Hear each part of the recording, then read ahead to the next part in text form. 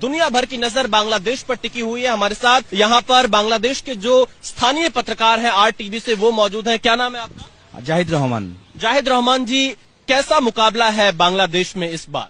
देख, इस बार इलेक्शन के केंद्र করে बहुत अच्छा फील करता है जनगण, बिकॉज এখানে जनगण के लिए जे वोट एक ईद की तरह এখানে तरफ से आम जनता जो है वो वोट के लिए अपेक्षा करता है। एनसीपी और जमात इस्लामी का अलायंस हुआ, तो इस अलायंस को यूथ कैसे देख रहा है, यहाँ के जर्नलिस्ट कैसे देख रहे हैं? देखिए, हमारे इधर में इलेक्शन के लिए किस तरीका लेता है पॉलिटिकल पार्टी गुलो है, तो इसलिए ओरा इधर में जोट करा है एवं जोट में जो आए जो नहीं आए इसका एक प्रभाव पड़ता है वोट के मैदान में।